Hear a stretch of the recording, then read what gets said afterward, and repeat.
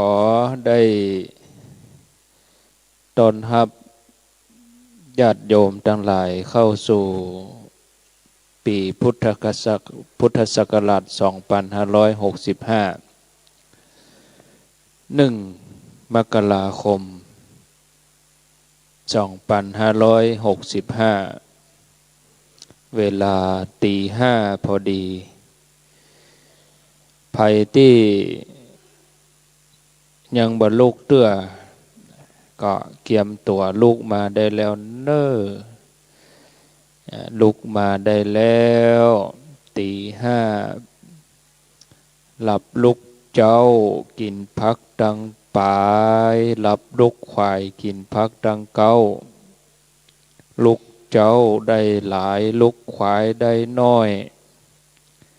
หลับลุกเจ้าเป็นเจ้าดังหลายหลับลุกควายปาเฮอลูกหลานเป็นหนี้เป็นข้าหลับลุกเจ้ากินพักดังปายหลับลุกควายกินพักดังเก้าลุกเจ้าตื่นตัวเจ้าบัวกาบอาหันเนื่องนาพังพร้อมลุกควายบ่ตันหนตางกิดก้อมก้าตัวบ่ต้อมปุ่นอายจุงเก่งเข้าไว้อย่าไปเฮือขวาย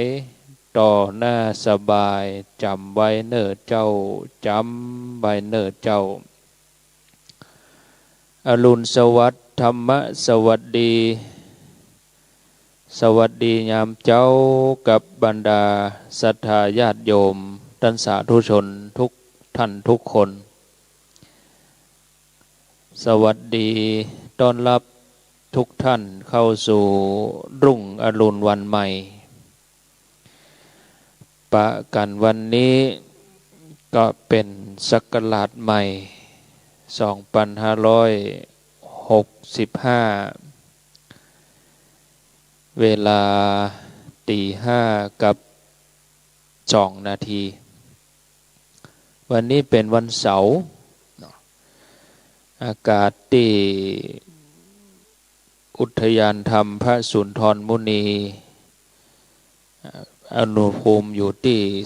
19 องศาก็บ่พอเย็นเท่าใดเนาะหนาวนี่ต้องต่ำกว่า15 องศานี่จะหนาวกันเดี๋ยวเราจะได้ทำวัดเจ้าด้วยกันกับทุกท่านที่ฟังรายการสถานีวิทยุภัยที่ตื่นขึ้นมาแล้วก็จะได้ร่วมกันประพฤติปฏิบัติส่วนญาติโยมที่อยู่ที่นี่ก็เอาหนังสือมา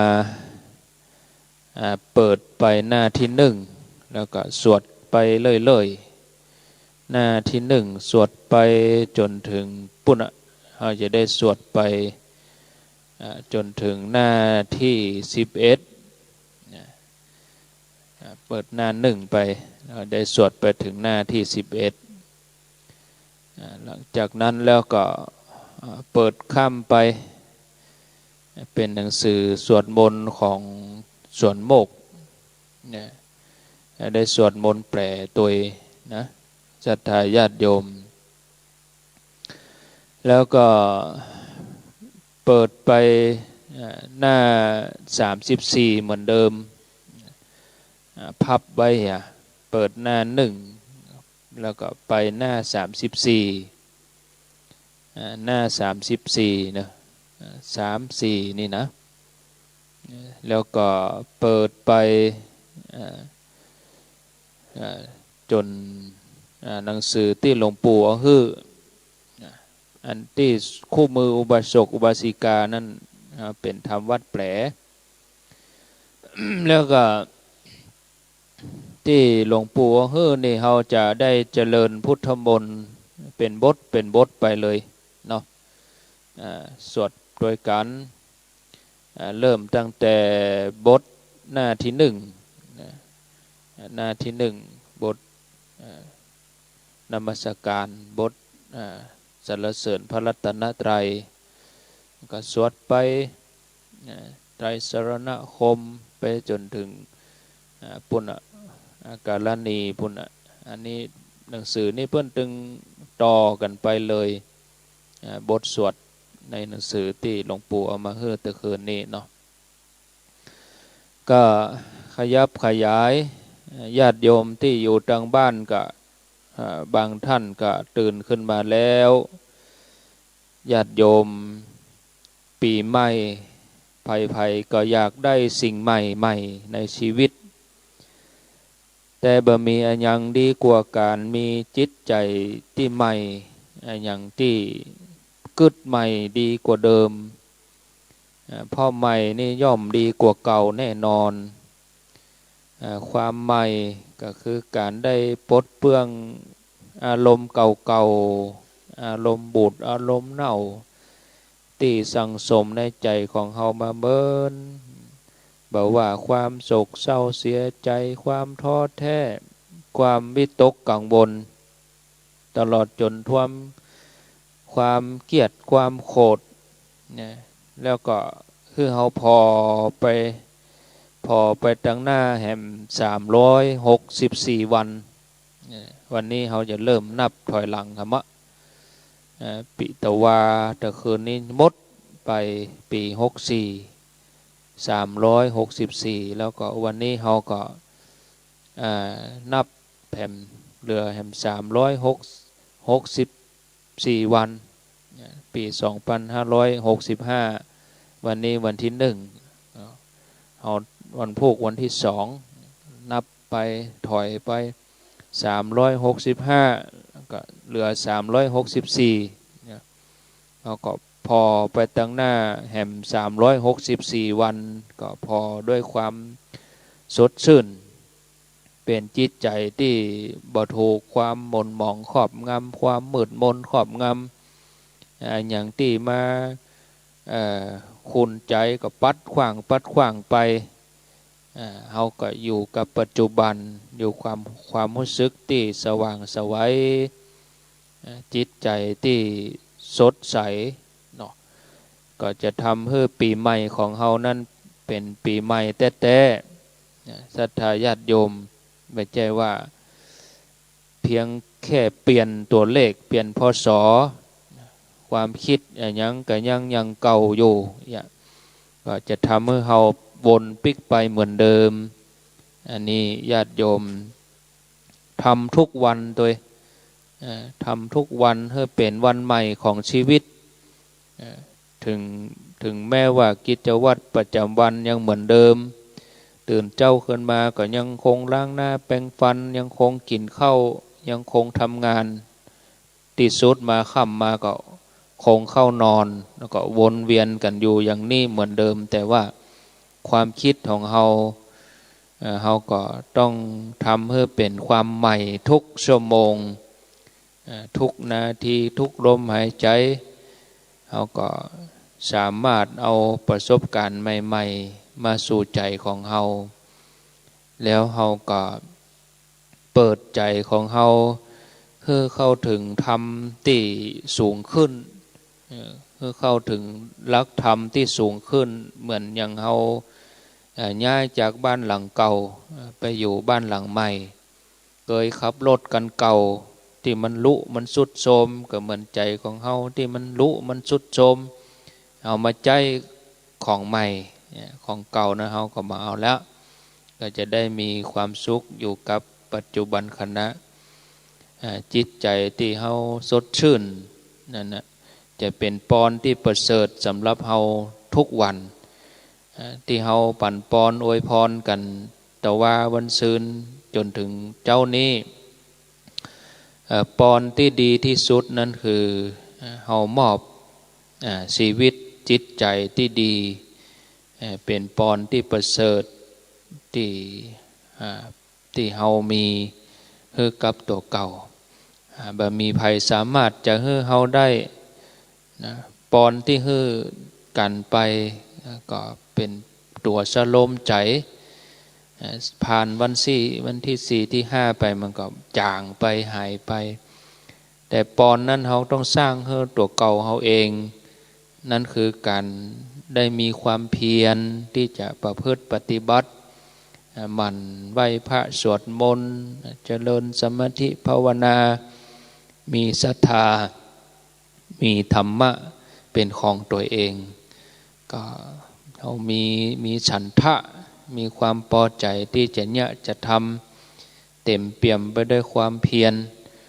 แล้วก็ฝึกฝนตัวเองให้มีความตื่นหู้อยู่ตลอดหูเต่าตันปัจจุบันคณะฝึกฝนตัวเองอยู่เพื่อจะเปิดศักราชใหม่ให้กับชีวิตของเฮาทุกคนมอบความปรารถนาดีให้กับเพื่อนร่วมโลกอันนี้ก็จะได้เป็นมงคลสูงสุดในชีวิตของเฮาต่อไปนะต่อไปก็จะได้ทำวัดกันเนาะศรัทธาเฮาทั้งหลาย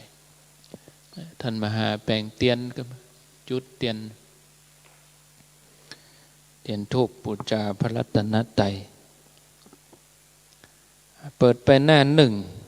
ก็จะได้จุดเตียนเรียบร้อยแล้วก็สวดกันประมาณชั่วโมงหนึ่งแล้วก็เอากับปฏิบัติ ให้ปฏิบัติเห็นหน่อยแต่คืนนี้เราเดินจงกรมแม่เจ้านี่ก็จะเดินจงกรมแทบเดินสักอย่างละ10 นาทีสัก2 บัลลังก์อย่างละ10 นาที เดิน10 นาทีนั่ง10 นาทีอันนี้เปิ้นก็ห้องวัน1 บัลลังก์แล้วก็เดินแถม10 นาทีนั่งแถม10 นาทีแถม1 บัลลังก์อย่างละ10ก็40แล้วนะก็ถึงอันก็จับพอดี7 โมงก็อาจจะได้ปฏิบัติกันอย่างนี้ตั้งใจแต่เนาะตัวนี้ก็จะเป็นพื้นฐานมามีก็มาเอาก็ได้ท่านเอาละจุดเตียนในใจเอาเนาะให้มันเปล่งแจ้งในใจเอาอะระหังสัมมาสัมพุทโธภควาพระผู้มีพระภาคเจ้าเป็นพระอรหันต์ดับเพลิงกิเลสเพลิงทุกสิ้นเชิงตรัสรู้ชอบได้โดยพระองค์เองพุทธังภวันตังอภิวาเทมิข้าพระเจ้าอภิวาทพระผู้มีพระภาคเจ้าผู้รู้ผู้ตื่นผู้เบิกบานกราบสวากขาโตภควตาธัมโมพระธรรมเป็นธรรมที่พระผู้มีพระภาคเจ้าตรัสไว้ดีแล้วธัมมังนามัสสามิข้าพระเจ้านมัสการพระธรรมสุปฏิปันโนภควโตสาวกสังโฆพระสงฆ์สาวกของพระผู้มีพระภาคเจ้าปฏิบัติดีแล้วสังฆังนามามิข้าพระเจ้านอบน้อมพระสงฆ์กราบหันธรรมยังพุทธัสสะภะคะวะโตบุพพาคณมาการังกะโรมะเสนะโมตัสสะภะคะวะโตอะระหะโตสัมมาสัมพุทธัสสะนะโมตัสสะภะคะวะโตอะระหะโตสัมมาสัมพุทธัสสะ นะโมตัสสะภะคะวะโตอะระหะโตสัมมาสัมพุทธัสสะขอนอบน้อมแด่พระผู้มีพระภาคเจ้าพระองค์นั้นซึ่งเป็นผู้ไกลจากกิเลสตรัสรู้ชอบได้โดยพระองค์เองหันธรรมยังพุทธาภิทุติงกโรมาเสโยโสตถาคโตพระตถาคตเจ้านั้นพระองค์ใดอรหังเป็นผู้ไกลจากกิเลสสัมมาสัมพุทโธเป็นผู้ตรัสรู้ชอบได้โดยพระองค์เองวิชชาจารณะสัมปันโนเป็นผู้ถึงพร้อมด้วยวิชชาและจารณะสุขโตเป็นผู้ไปแล้วด้วยดีโลกวิทูเป็นผู้รู้โลกอย่างแจ่มแจ้งอนุตตโรปุริสธรรมสารถี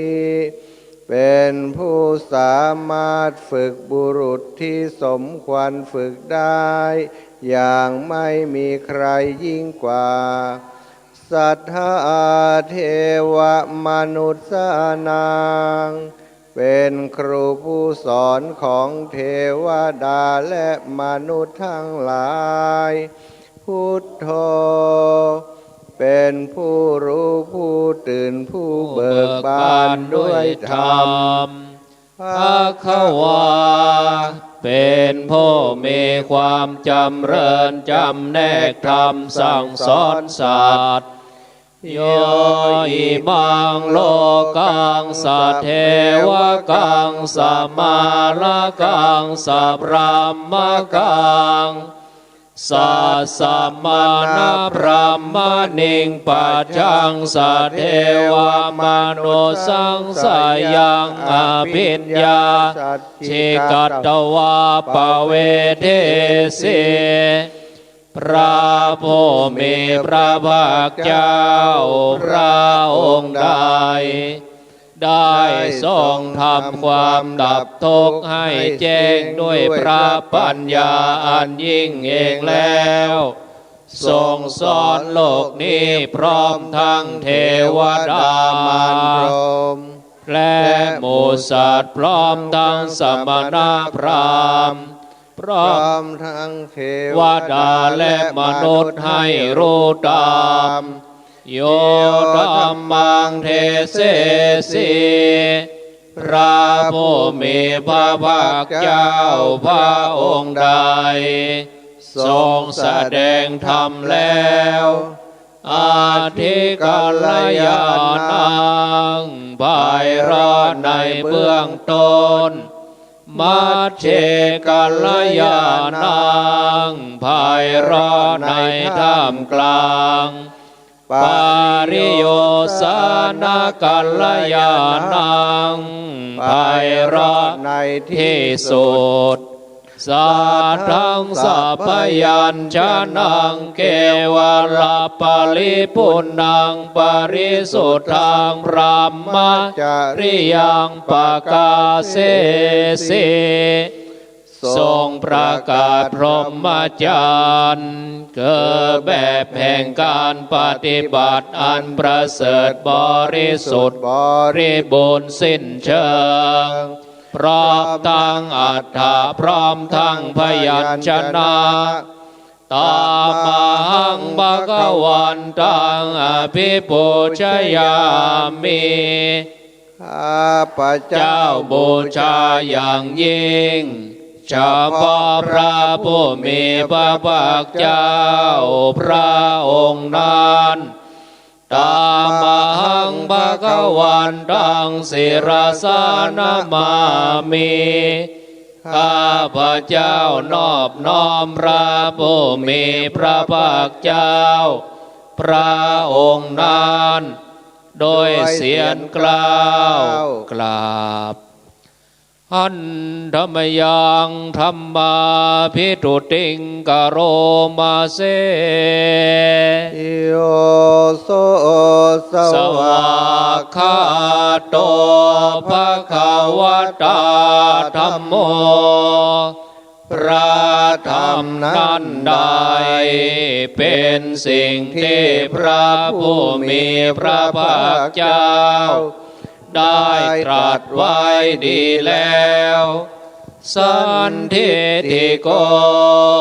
เป็นสิ่งที่ผู้ศึกษาและปฏิบัติเพิ่งเห็นได้ด้วยตนเองอากาลิโกเป็นสิ่งที่ปฏิบัติได้และให้ผลได้ไม่จำกัดการเอหิปัสสิโกเป็นสิ่งที่ควรกล่าวกับผู้อื่นว่าท่านจงมาดูเถิดโอปานายิโกเป็นสิ่งที่ควรน้อมเข้ามาใส่ตัวปัจจัตตังเวทิตาโพ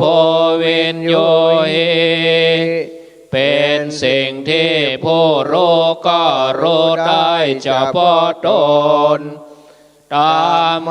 หังธรรมังอภิปูชยามิ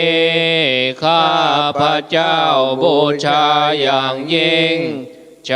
พาะพระธรรมนั้นตามหังธรรมังศิรสานามามิข้าพระเจ้านอบน้อมพระธรรมนั้นโดยเสียงกล่าวกราบหันธรรมยังสังฆาภิทุติงกโรมาเสโยโสสุปฏิปันโนภะคะวะโตสาวกสังโฆทรงสาวกของพระผู้มีพระภาคเจ้านั้นหมู่ใดปฏิบัติดีแล้วโอโจปฏิปันโนภะคะวะโตสาวกสังโฆทรงสาวกของพระผู้มีพระภาคเจ้าหมู่ใดปฏิบัติตรงแล้วยายาปฏิปันโนภะคะวะโตสาวกสังโฆทรงสาวกของพระผู้มีพระภาคเจ้าหมู่ใดปฏิบัติเพื่อรู้ธรรมเป็นเครื่องออกจากทุกข์แล้วสามีจิปฏิปันโนภะคะวะโตสาวกสังโฆทรงสาวกของพระผู้มีพระภาคเจ้าหมู่ใดปฏิบัติสมควรแล้วญาติทางได้แก่บุคคลเหล่านี้คือจัตตาริปุริสายุคานิอัฏฐปุริสปุคลาโคแห่งบุรุษสี่คู่นับเรียงตัวบุรุษได้8บุรุษเอสะภะคะวะโตสาวกสังโฆนั่นแหละทรงสาวกของพระผู้มีพระภาคเจ้าอาหุนายโยเป็นทรงควรแก่สักการะที่เขานำมาบูชา ปาหุนายโยเป็นสมควรแก่สักการะที่เขาจัดไว้ต้อนรับทักขินายโยเป็นผู้ควรรับทักษิณาทานอัญชลิกาลนิโยเป็นผู้ที่บุคคลทั่วไปควรทำอัญชลีอนุตตรังปุญญเขตังโลกัสสาเป็นเนื้อนาบุญของโลกไม่มีนาบุญอื่นยิ่งกว่าตมหังสังฆังอภิปูชยามิข้าพระเจ้าบูชาอย่างยิ่งเฉพาะพระสงฆ์หมู่นั้นตมหังสังฆังศิรสานามามิข้าพระเจ้านอบน้อมพระสงฆ์หมู่นั้นโดยเสียงกล่าวกราบหันธรรมยังรัตนตยปนาคาทายโยเจวะสังเกวะปะลิกิตนาปะทันจะปนามาเสพุทโธสุโธกรุณามหันนาโวพระ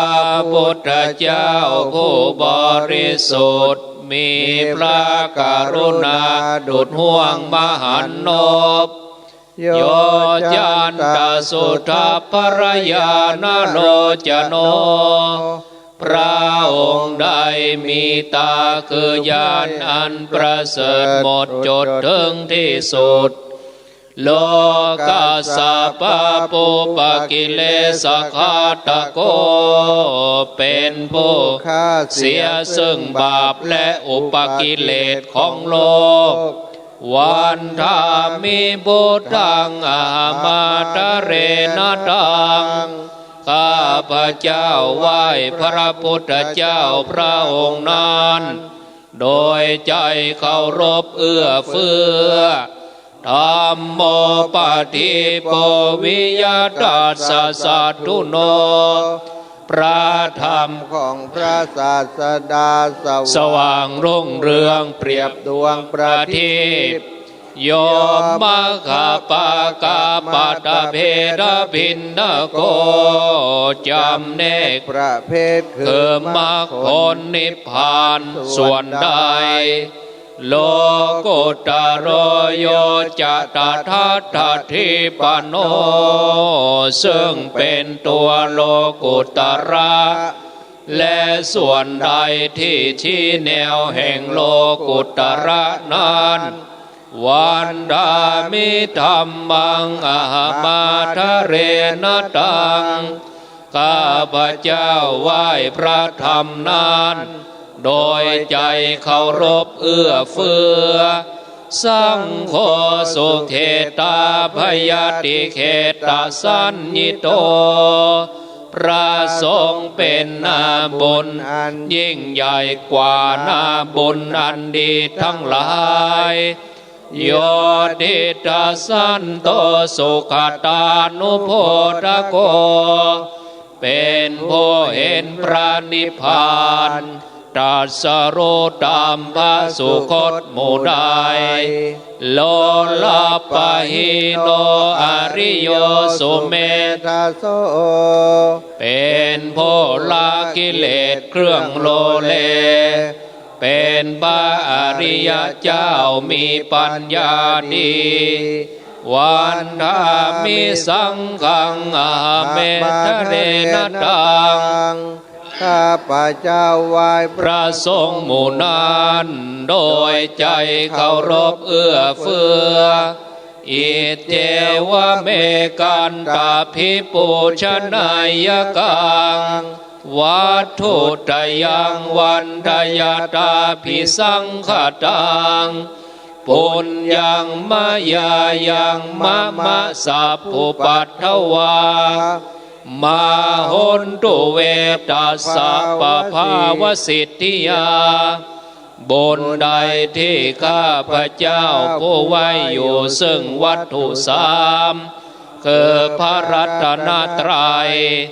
อันควรบูชายิ่งโดยส่วนเดียวได้กระทำแล้วเป็นอย่างยิ่งเช่นนี้ขออุปัฏฐวะทั้งหลายจงอย่ามีแก่ข้าพเจ้าเลยโดยอำนาจความสำเร็จอันเกิดจากบุญนั้นอิทาตถาคโตโลเกอุปันโนพระตถาคตเจ้าเกิดขึ้นแล้วในโลกนี้อรหังสัมมาสัมพุทโธเป็นผู้ไกลจากกิเลสตรัสรู้ชอบได้โดยพระองค์เองธัมโมจะเทสิโตนิยานิโกพระธรรมที่ทรงแสดงเป็นธรรมเครื่องออกจากทุกข์อุปสามิโกปรินิพพานิโกเป็นเครื่องสงบกิเลสเป็นไปเพื่อปรินิพพานสัมโพธคามิสุขตาปเวทิโตเป็นไปเพื่อความรู้พร้อมเป็นธรรมที่พระสุคตประกาศมายันตังธรรมังสุตวาเอวังชนะมาพวกเราเมื่อได้ฟังธรรมนั้นแล้วจึงได้รู้อย่างนี้ว่าชาติปิทุกขาแม้ความเกิดก็เป็นทุกข์ชาราปิทุกขาแม้ความแก่ก็เป็นทุกข์มรณะปิทุกขังแม้ความตายก็เป็นทุกข์โสกปริเทวทุกขโทมนัสสุปายาสาปิทุกขาแม้ความโศกความร่ำไรรำพันความไม่สบายกายความไม่สบายใจความคับแค้นใจก็เป็นทุกข์อัปปิเยหิสัมปโยโคทุกโขความประสบกับสิ่งไม่เป็นที่รักที่พอใจก็เป็นทุกข์ปิเยหิวิปโยโคทุกโขความพลัดพรากจากสิ่งที่รักที่พอใจก็เป็นทุกข์ยามปิดชังนลภติตัมปิทุกขังมีความปรารถนาสิ่งใดไม่ได้สิ่งนั้นนั่นก็เป็นทุกข์สังคิตเตนะปัจจุปาทานขันธาทุกขาว่าโดยย่ออุปทานขันธ์ทั้งห้าเป็นตัวทุกข์ไสยทิทางได้แก่บุคคลเหล่านี้คือรูปูปาทานาขันธ์โทขันธ์อันเป็นที่ตั้งแห่งความยึดมั่นคือรูปเวทนุปาทานาขันธ์โทขันธ์อันเป็นที่ตั้งแห่งความยึดมั่นคือเวทนาสัญโย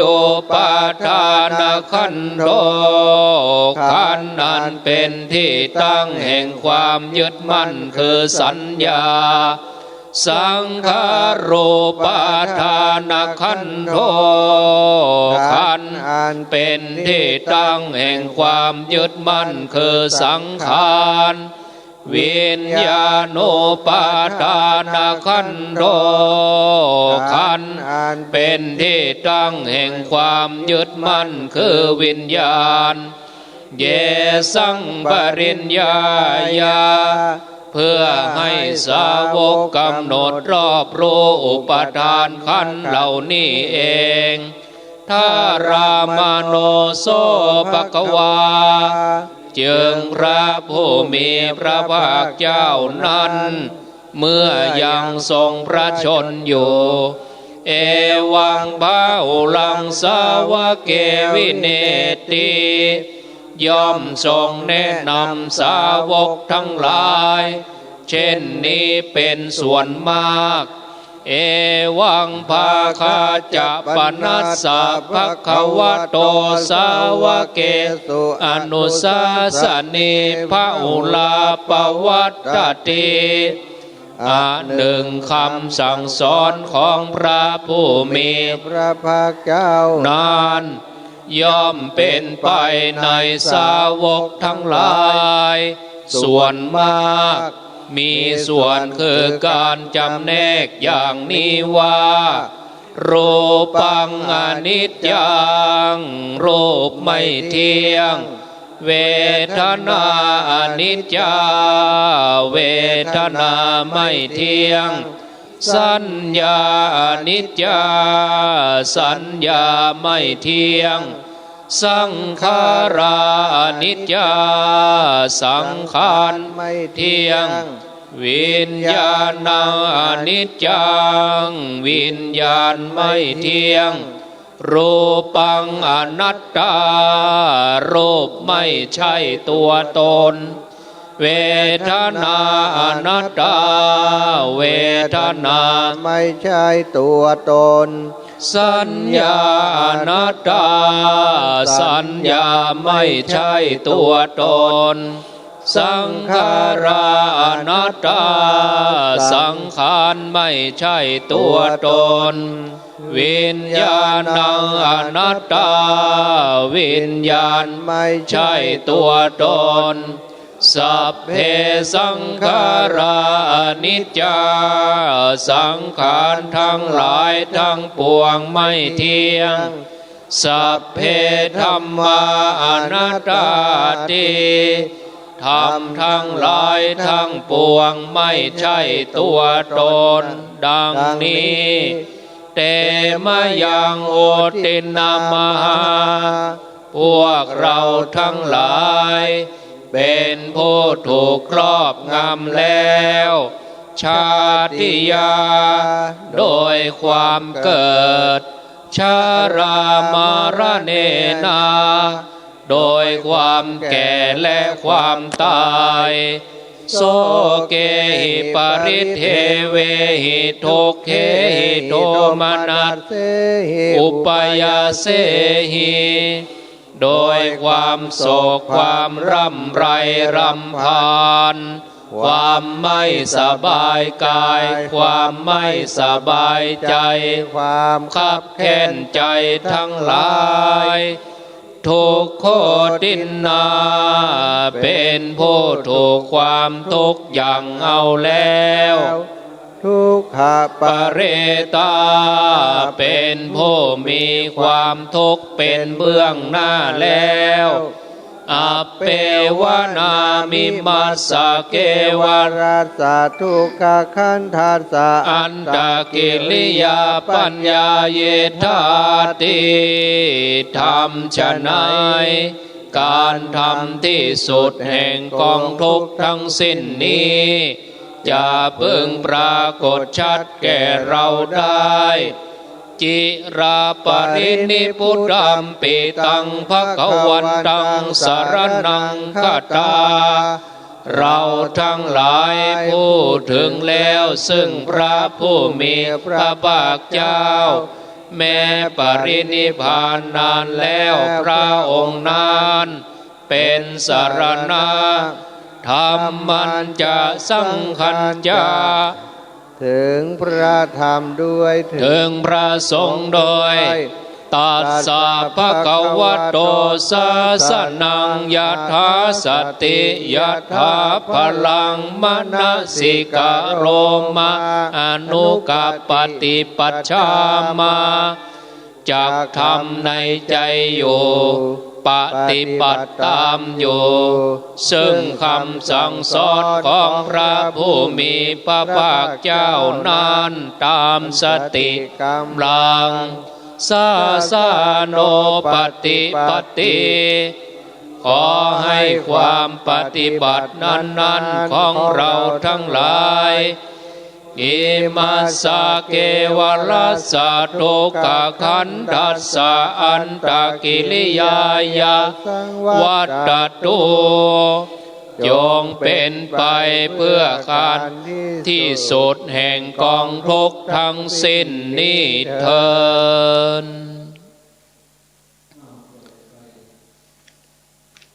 เปิดไปหน้าอย่างก็34เปิดหน้า34เนอที่บ้านก็สวดตัวเนาะสัพเพสังขารานิจจาสังขารคือร่างกายจิตใจและรูปธรรมนามธรรมหมดทั้งสิ้นมันไม่เที่ยงเกิดขึ้นแล้วดับไปมีแล้วหายไปสัพเพสังขาราทุกขาสังขารคือร่างกายจิตใจและรูปธรรมนามธรรมทั้งหมดทั้งสิ้นมันเป็นทุกข์ทนยากเพราะเกิดขึ้นแล้วแก่เจ็บตายไปสัพเพธัมมาอนัตตาสิ่งทั้งหลายทั้งปวงทั้งที่เป็นสังขารและมิใช่สังขารทั้งหมดทั้งสิ้นไม่ใช่ตัวไม่ใช่ตนไม่ควรถือว่าเราว่าของเราว่าตัวว่าตนของเราอาทุวังชีวิตตังชีวิตเป็นของไม่ยั่งยืนทุวังมรณังความตายเป็นของยั่งยืนอาวัตสังมายามาริตพั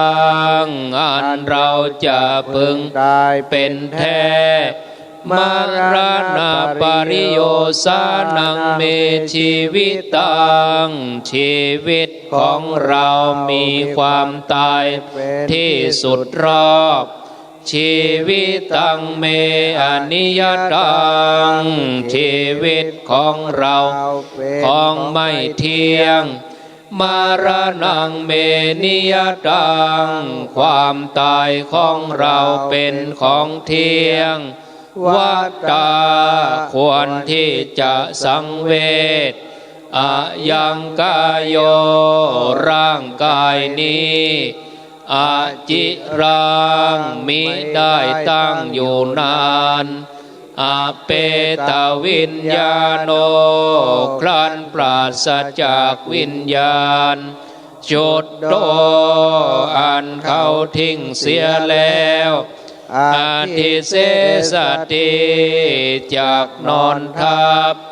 ปาทวิงซึ่งแผ่นดินกาลิงคลังอีวาประดุจดังว่าต้นไม้และต้นฟืนนิรัตถังประโยชน์มิได้ต่อไปยืนขึ้นเนอเดินสัก10 นาทียืนขึ้นเอาหนังสือไว้ข้างๆเอาหนังสือไว้ข้างๆนะ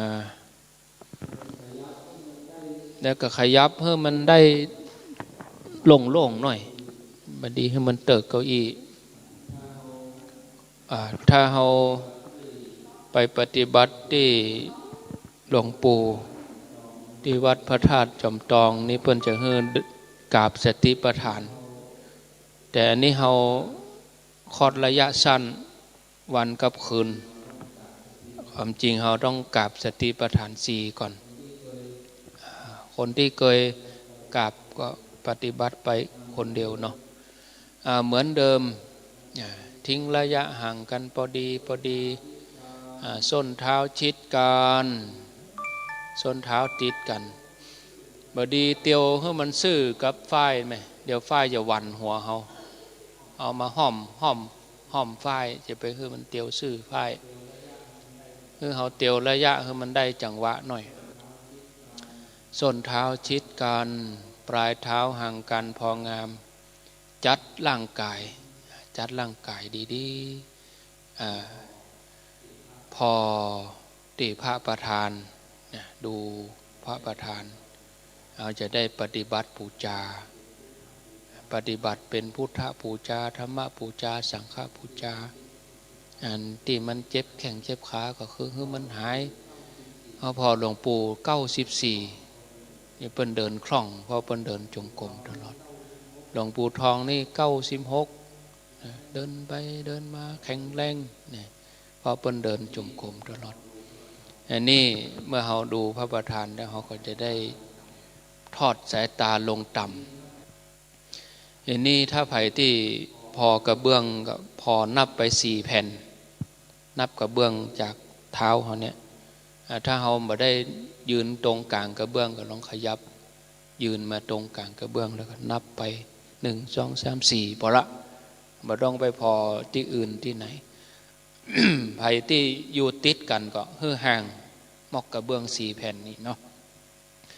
อันนี้เอาสติไว้พอจ้องลงต่ำเอาสติกำหนดหูว่ามือข้างไหนเป็นข้างซ้ายข้างขวาอันนี้เขากำหนดเอาสติมาที่มือซ้ายกำหนดก้อยๆว่ายกหนอว่าโดยยกหนอยกหนอยกหนอจะว่า3 เตื้อมาหนอมาหนอมาหนอเอาไม้มาไว้ที่ตองเขานี้เหนือสะดือนิดหนึ่งไว้ที่ตองเขาน้อยแนบติดหน้าตองนี้ต่อไปสติไว้ที่มือขวากำหนดยกหนอยกหนอยกหนอมาหนอมาหนอมาหนอถูกหนอถูกหนอถูกหนอ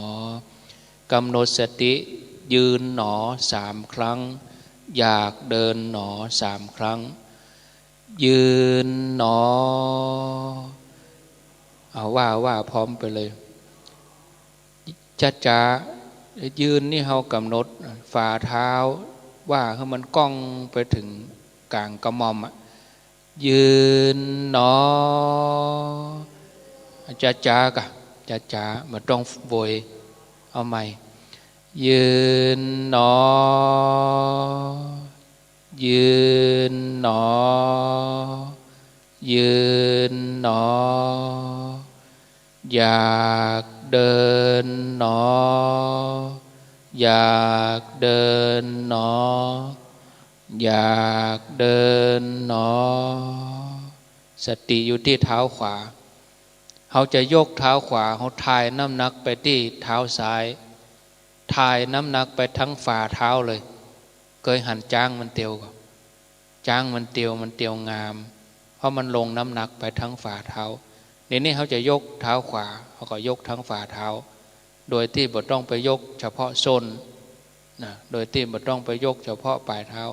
คือยกทั้งฝ่าเท้าแล้วก็ถ่ายน้ำหนักทั้งหมดเหมือนกับเท้าซ้ายของเรา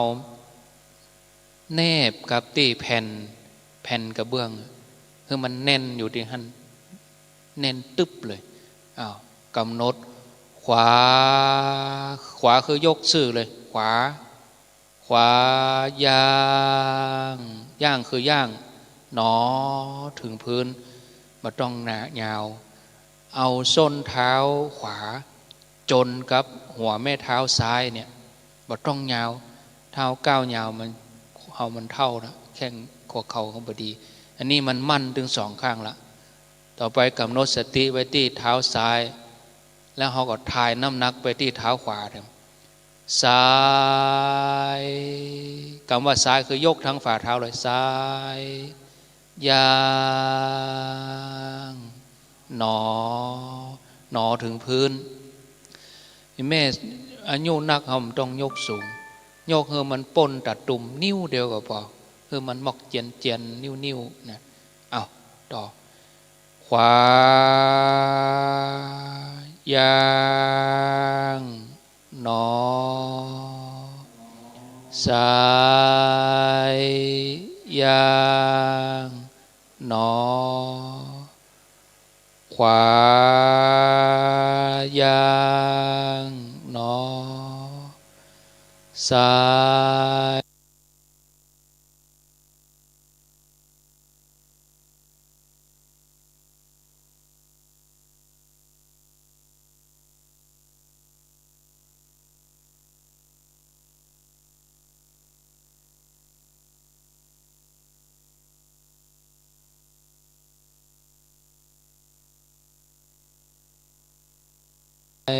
ย่า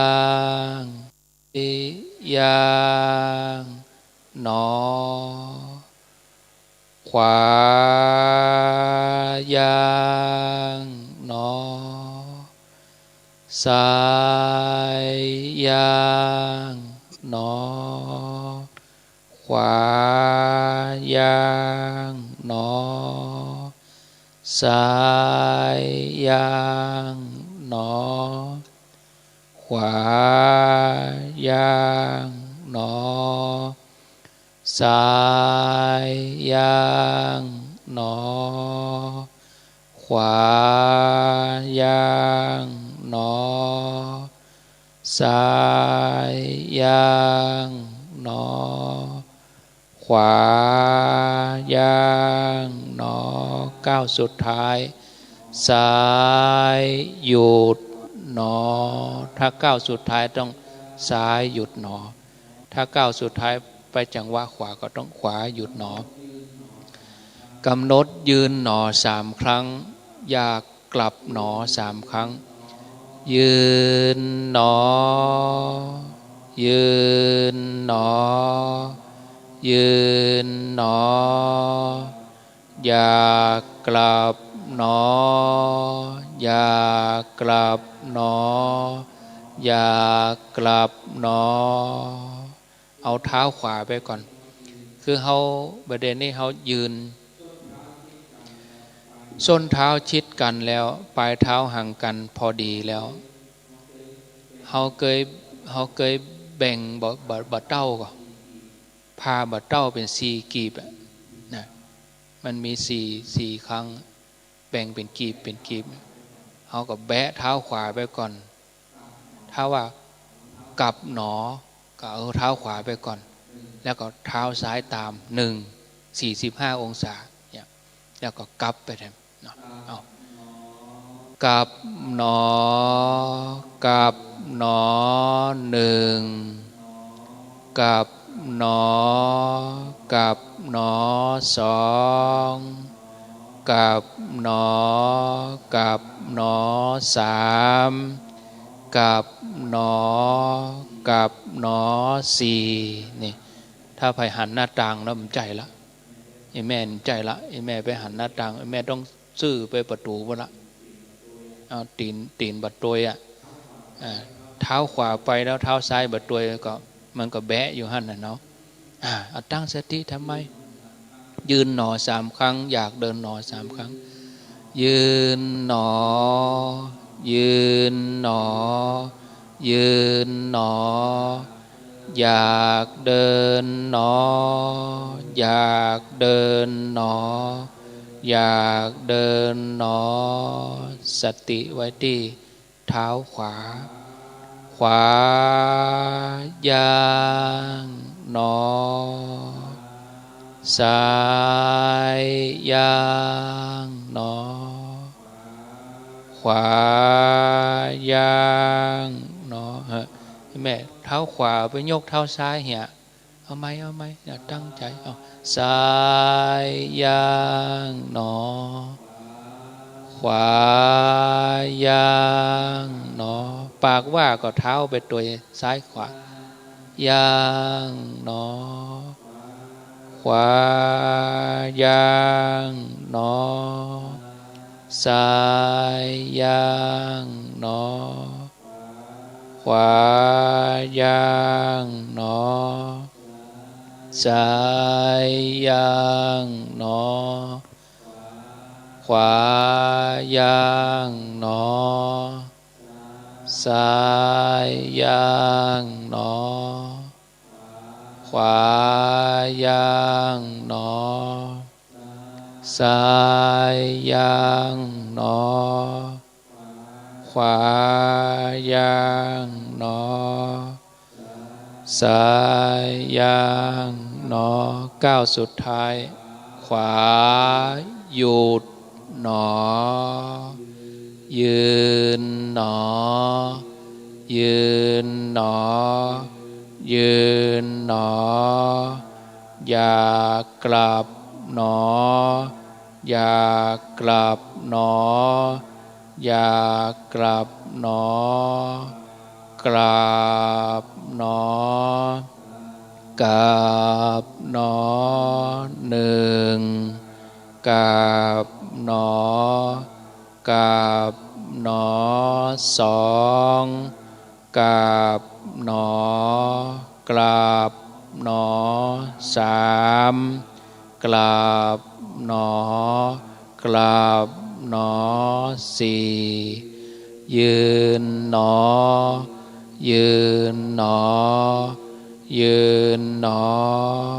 กำหนดอยากนั่งหนอสามครั้งอยากนั่งหนออยากนั่งหนออยากนั่งหนอสติไว้ที่มือขวายกหนอยกหนอยกหนอลงหนอล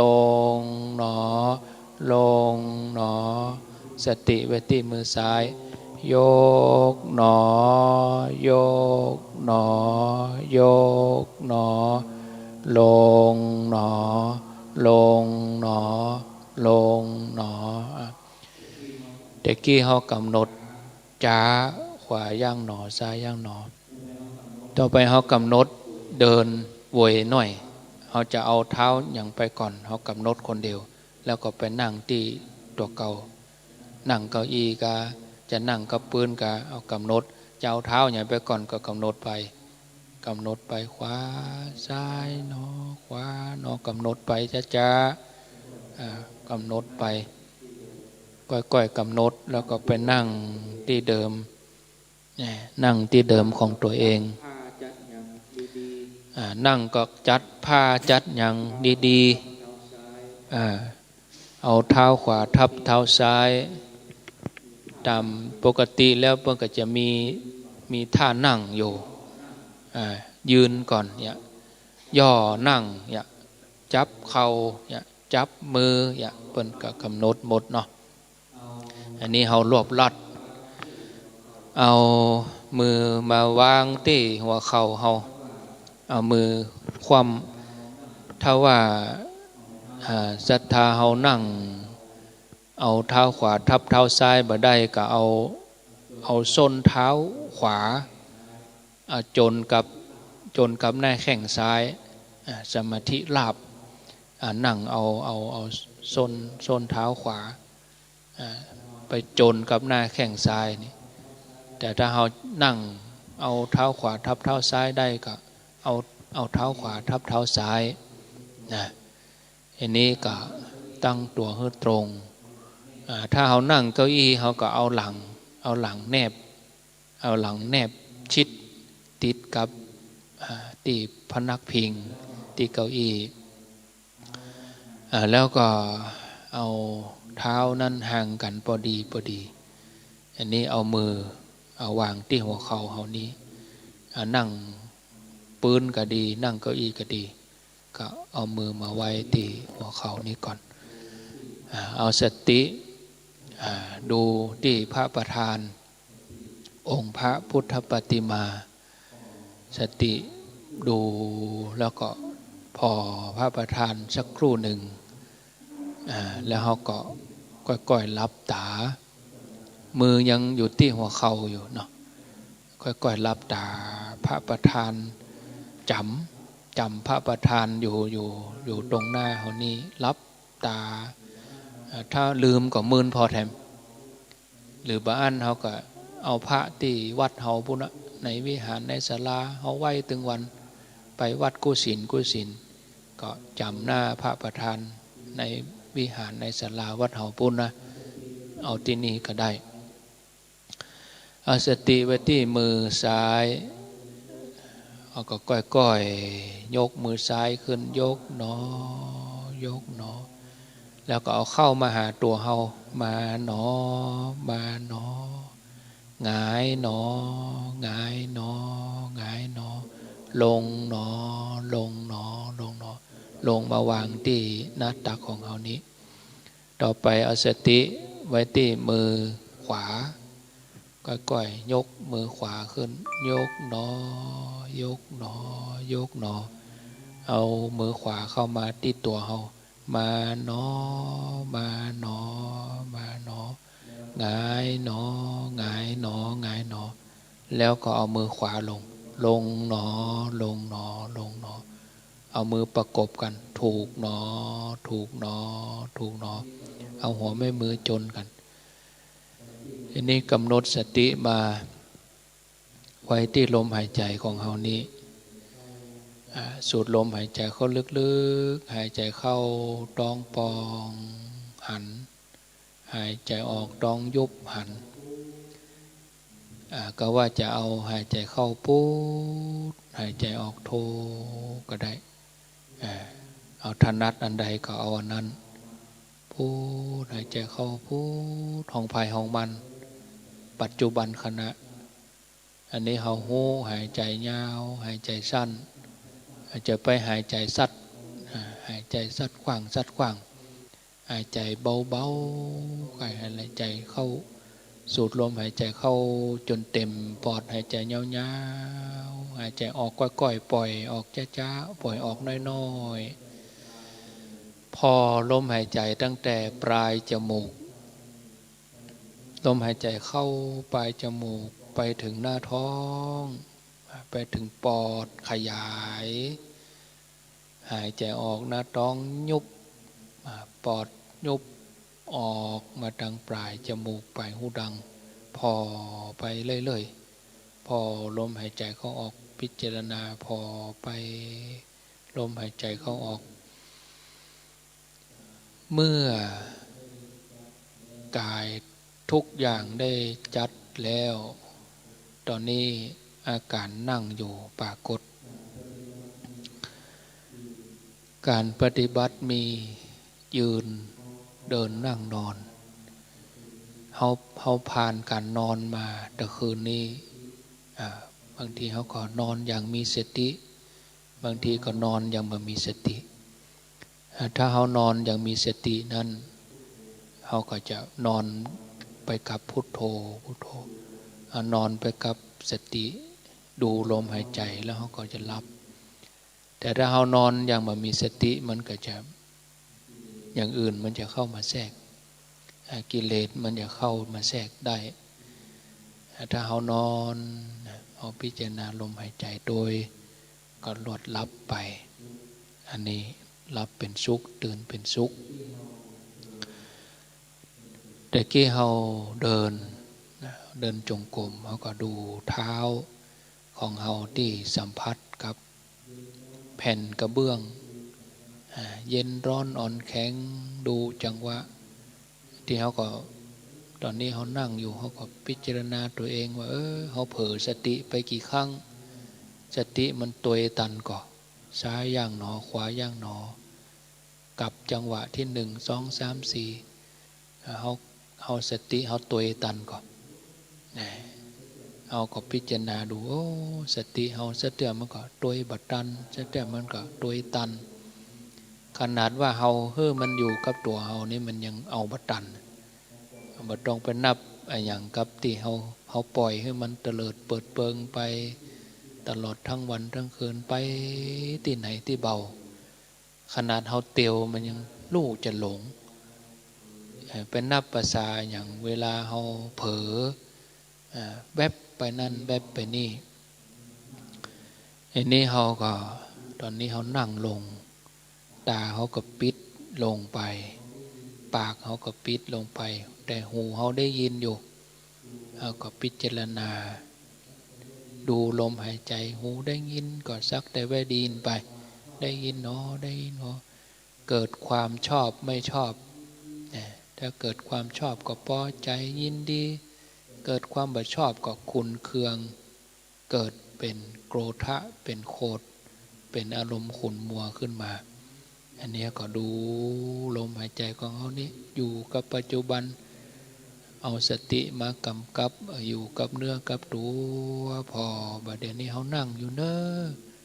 เขานั่งอยู่นี่จะไปให้มันไปที่อื่นถ้ามันไปที่อื่นก็ห้องมันปิกมาบอกควรดีจะให้มันเผลอไปที่อื่นนะอันนี้คือปฏิบัติไปเรื่อยๆพอลมหายใจของเขาไปทีละน้อยละน้อยก่อยๆพอพิจารณาเจริญพระกรรมฐานพิจารณาดูลมหายใจเพื่อเป็นปัจจุบันขณะนะเราก็จะได้ธรรมะเกิดขึ้นกับเราเองในเวลาอันสั้นนี้ก็ได้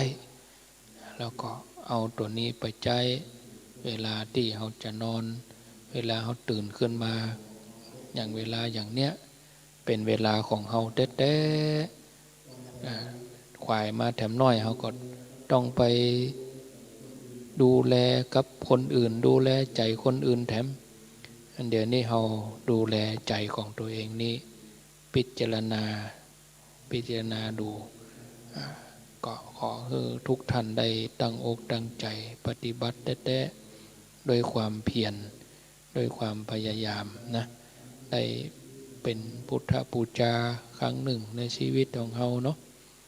ต่อไปก็ฟังหลวงปู่นะได้ขอได้อัญเชิญหลวงปู่นะเสียงหลวงปู่และจะถึงที่สุดแห่งทุกข์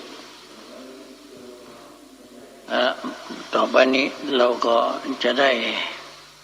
กับสติปัฏฐานก็มาให้เสียฉันคนเดียวฉันในบาทเรียกว่ามัตตัญญุตาอันนี้คือฉันคนเดียวนี่ทุกต้องแล้ว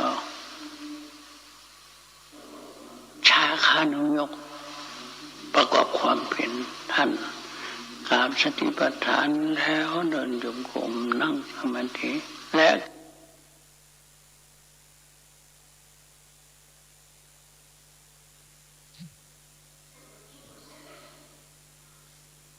สั่งของกินของใช้ผ่านช็อปจากฟู้ดแพนด้าสะดวกครบครัน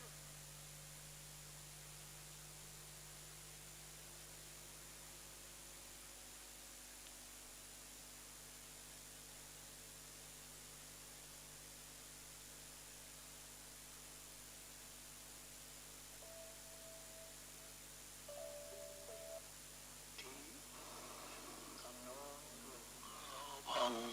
ลมออกยุบจะมีความสุข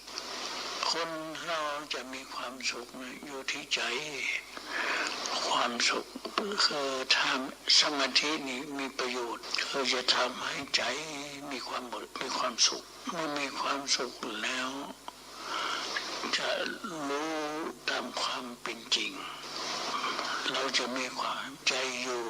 กับที่สงบใจเราจะมีความสุขและจะรู้ตามความเป็นจริงว่าความจริงอันใด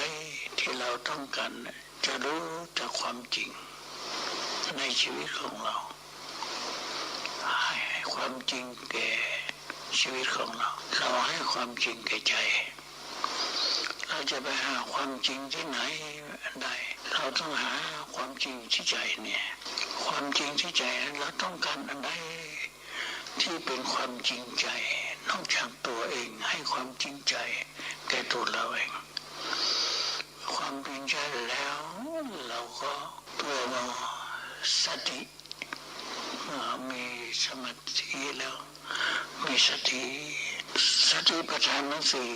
ย่อมเกิดขึ้นบริบูรณ์เมื่อเกิดขึ้นบริบูรณ์แล้วเราก็จะเอากิเลสของเรานี้อยู่ในใจของเราขัดเกลาที่ใจของเราให้หมดไปสิ้นไปอาสวะกิเลสย่อมจะสิ้นไปด้วยอาการอย่างนี้ที่เราเดินจงกรมนั่งสมาธินี่เป็นทางแห่งความสุขเนี่ยหมายเอาโลกุตละสุขเราจะได้มีความสุขขึ้นไปทีละน้อยละน้อยไปเพราะฉะนั้นการทำสมาธินั้นเพื่อความสิ้นไปแห่งอาสวะกิเลสเราทุกข์แล้วทุกข์เล่าสัตว์ทั้งหลายจึงทุกข์แล้วทุกข์เล่าก็เพราะกิเลสถ้ากิเลสหมดไปสิ้นไปจากใจของเราก็จะมีความสุขขึ้นทีละเล็กละน้อยไปจนถึงโลกุตละสุขในที่สุดเพราะฉะนั้นการทำสมาธินั้นจึงมีความสำคัญต่อไปนี้เราก็จะได้หาทางแห่งสมาธิให้เกิดขึ้นเพื่อความสุขแก่เราต่อไป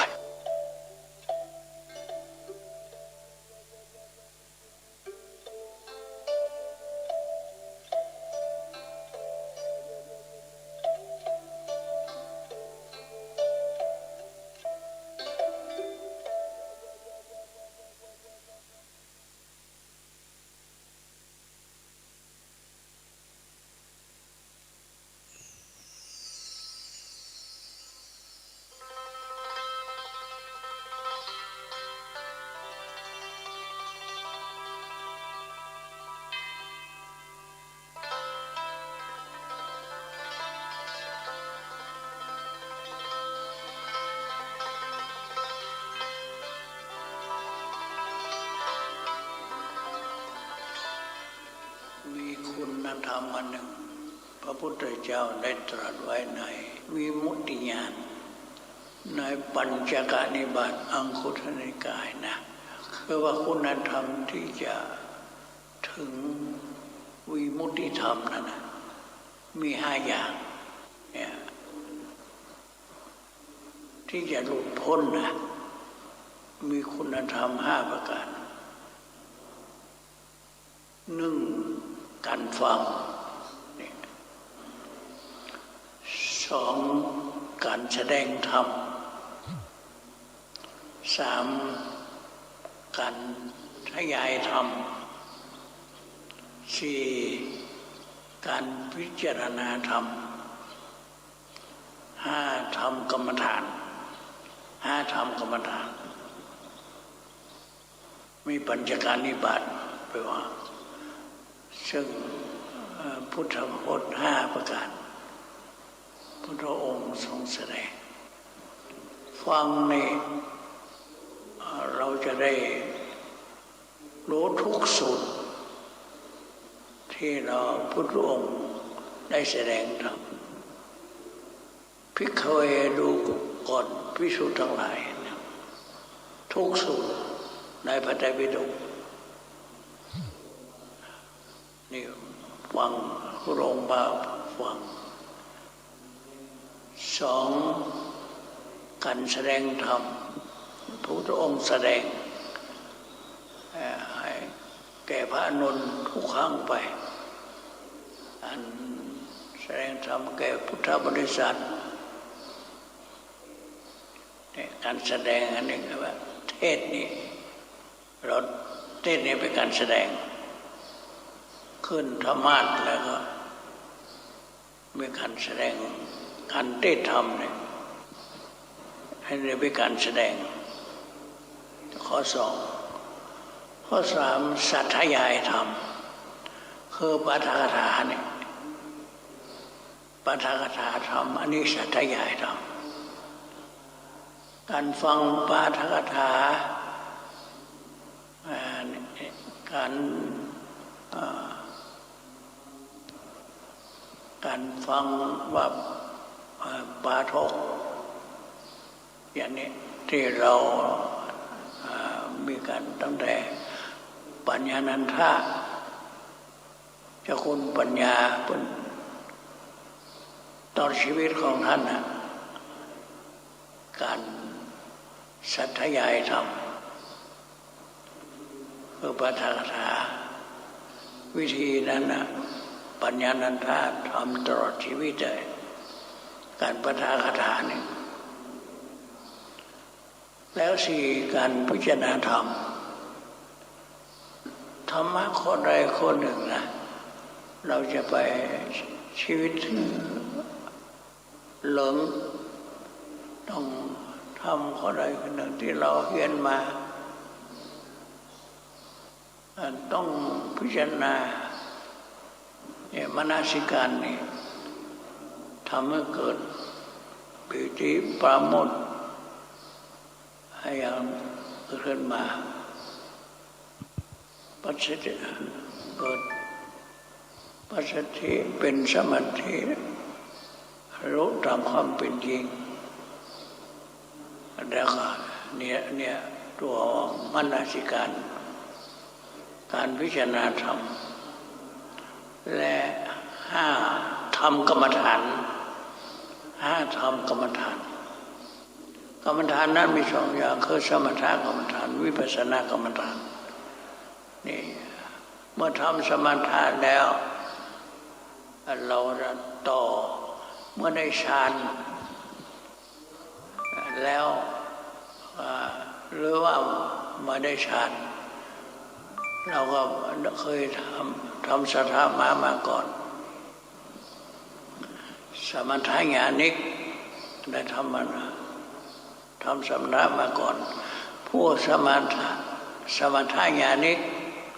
เคยทำสมถะมาก็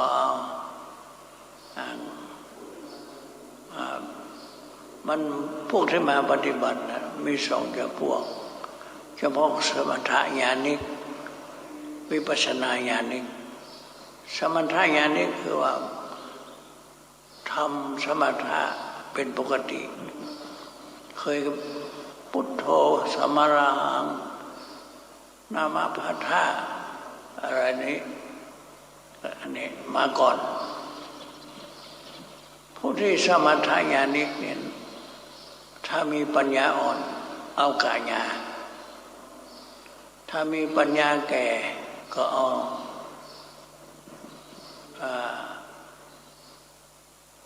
เวทนา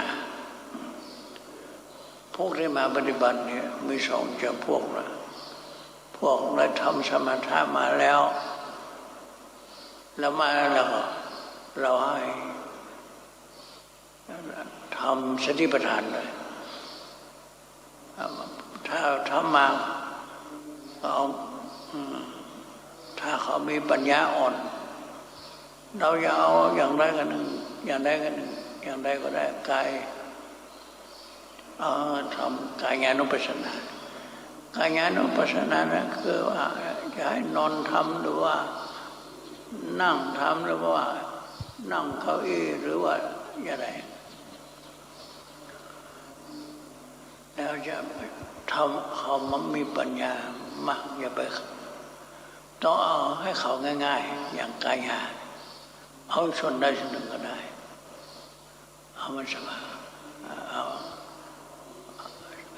อันนี้ถ้าหากคนนี้มีปัญญาแก่ก็เอาให้ธรรมาให้เน้นไปในธรรมะอันนี้มาจากสมถะญาณิกมันจะต้องพิจารณาดู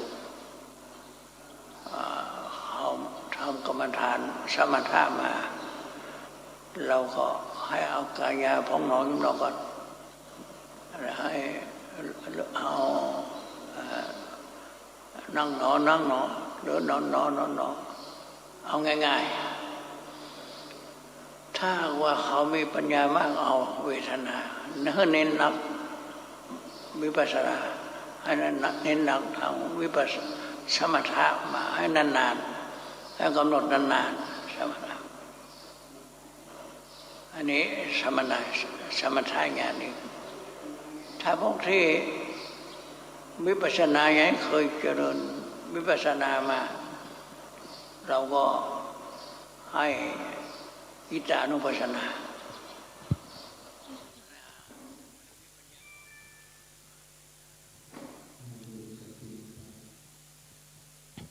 ดูสติไปได้ฟังหลวงปู่ได้บรรยายไปปักปอสมควรเวลาที่จริงก็ใครฮื้อศรัทธาเอาฟังเบิ้นๆน่ะจะได้กำลังสติจะได้กำลังมีฉันทะมีความพอใจที่อยากจะทำวิริยะมีความเพียรเดินจงกรมนั่งสมาธิมีความเพียรจิตตะจดจ่อวิมังสาตรึกตรองพิจารณาเมื่อจะเกิดดวงปัญญาอย่างหลวงปู่ว่าทำง่ายๆยืนเดินนั่งนอนนั่งเก้าอี้ก็ได้เวลานอนก็ดูลมหายใจพิจารณาไปพอเอาสติตามรู้ต่อไปนี่ก็ค่อยๆคลายออกจากสมาธิโดยที่เอาสติไว้ที่มือขวาค่อยๆยกมือขวายกหนอออกจากตัวเฮาไปหนอ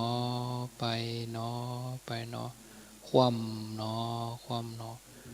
มาวางไว้ที่หัวเขาสติไว้ที่มือซ้ายยกหนอยกหนอยกหนอออกจากตัวเฮาไปหนอไปหนอไปหนอคว่ำหนอคว่ำหนอคว่ำหนอต่อไปก็เอามือกำที่หัวเข่าก็ก้มลงมือเขาเนี่ยกำที่หัวเข่าเนี่ยแล้วก้อยก้มหัวลงก้มลงก้มคอก้มหัวลงน้อยก้มลงแล้วก็ก้อยขึ้นสูดลมหายใจเข้าก้อยขึ้นเนาะขึ้นเนาะขึ้นเนาะอันนี้เขาบิดตัวไปด้านขวาก็เอามือดันหัวเข่าซ้ายไปบิดตัวเขาบิดเอวบิดตัวเอามือดันหัวเข่าซ้ายดันไปแห้งๆจึงไว้ต่อไปก้อยๆกลับมาคลายมาหน้าตรงบิดตัวไปทางซ้ายก็เอามือดันหัวเข่าขวาบิดตัวแห้งๆบิดแล้วก็จึงไว้ฮะบิดคอบิดตัวบิดหัวบิดมดบิดไปแล้วก็ค่อยๆคลายเอาหน้าตรงเหมือนเดิมค่อยๆลืมตาเห็นหนอเห็นหนอเห็นหนอเมื่อเห็นแล้วสติกำหนดเห็นแล้วต่อไปก็จับเวลาพอดี18:30อาจจะได้แผ่เมตตาเนาะบางทีว่าจะสวดให้น้อยก็เวลาพอละก็แผ่เมตตามีน้ำหยาดก็แบบเป็นอย่างแปลงใจของเฮาเนี่ยเป็นน้ำที่ไหลลงไปหดแผ่ไปอิตังทานากรรมังนิพพานาปัจจายโยโหตุโนนิจจังอิตังวิลากรรมังนิพพานาปัจจายโยโหตุโนนิจจังอิตังภาวนากรรมังนิพพานาปัจจายโยโหตุโนนิจจังจิกุสลังกัตถพังกัมมังสัพเพหิกเตหิกตังปุญญังโนอนุโมทันตุตุพนโตเยเตวะอัสสมิงทานเนอา ธิคาตาติกายุกาสัตตาโหนตุสัพพสัตตานังสุขีอัตตานังอารันตุมาตาปิตาสุขิตาโหนตัวทุกขปามุญจันตัวสัพเพยติกาสุขิตาโหนตุปามุญจันตุสัพเพอายาติกาสุขิตาโหนตัวทุกข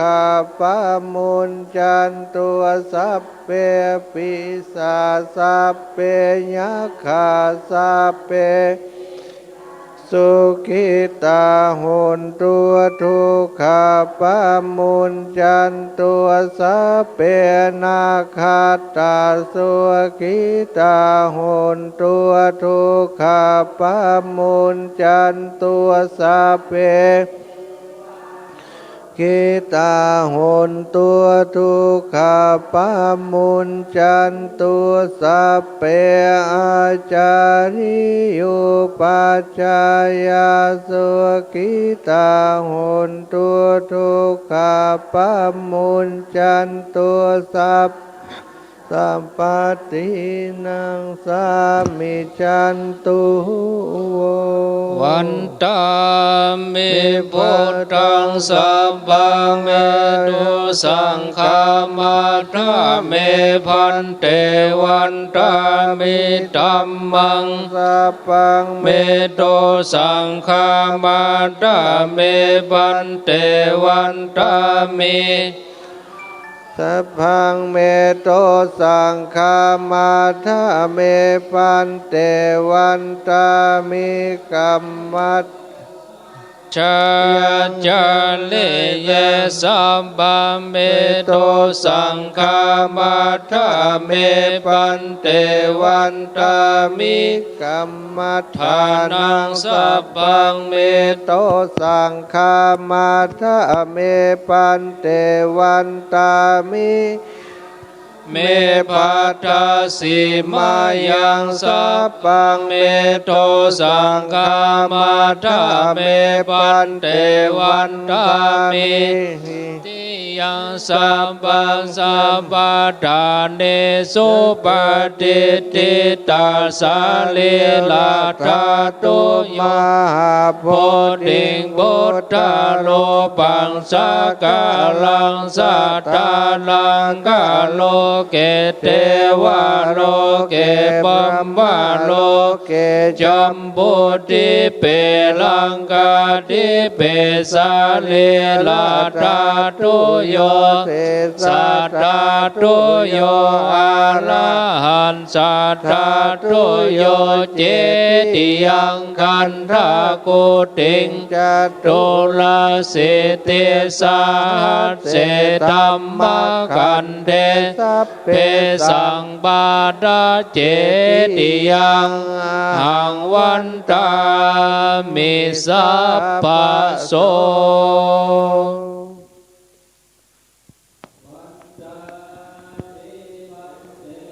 วันตามิบันเตสัพพังอปาราตังกามาทาเมบันเตมยากาตังปุญญังมินาอนุโมดิตาปังสามินากาตังยังไม่อังดาดาปังสาธุสาธุอนุโมทามิ